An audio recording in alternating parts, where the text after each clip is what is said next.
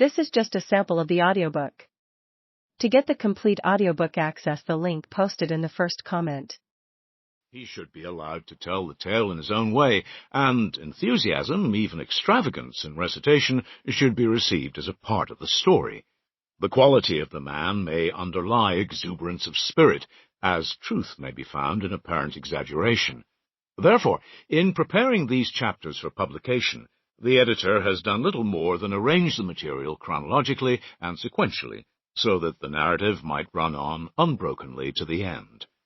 Some footnotes by way of explanation, some illustrations that offer sight, help to the text, have been added, but the narrative is the thing.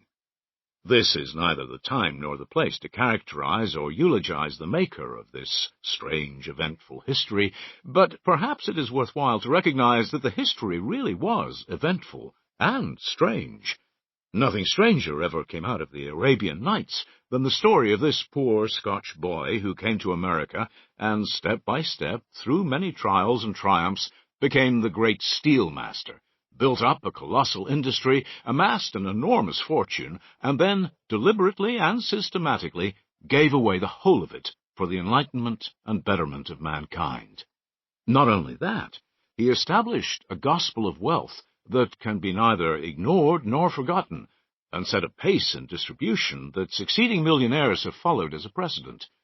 In the course of his career, he became a nation-builder, a leader in thought, a writer, a speaker, the friend of workmen, schoolmen, and statesmen, the associate of both the lowly and the lofty, but these were merely interesting happenings in his life, as compared with his great inspirations, his distribution of wealth, his passion for world peace, and his love for mankind.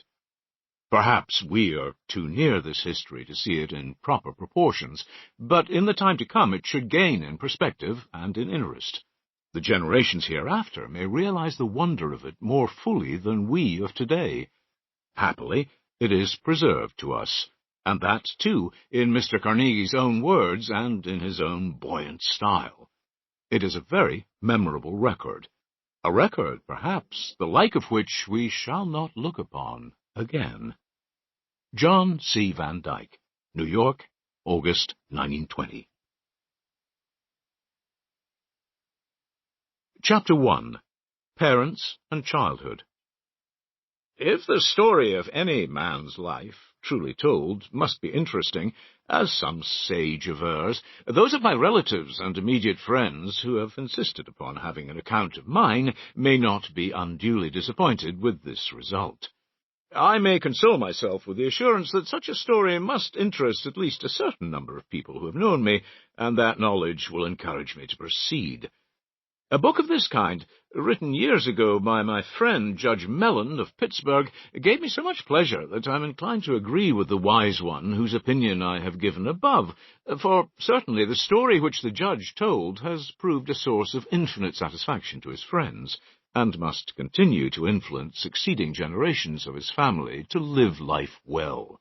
And not only this, to some beyond his immediate circle, it holds rank with their favourite authors.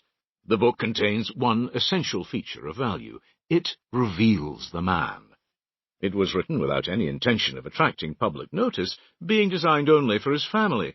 In like manner, I intend to tell my story not as one posturing before the public, but as in the midst of my own people and friends, tried and true, to whom I can speak with the utmost freedom, feeling that even trifling incidents may not be wholly destitute of interest for them. To begin with, then, I was born in Dunfermline, in the attic of the small one-story house, corner of Moody Street and Priory Lane, on the 25th of November, 1835, and, as the saying is, of poor but honest parents, of good kith and kin. Dunfermline had long been noted as the centre of the damask trade in Scotland.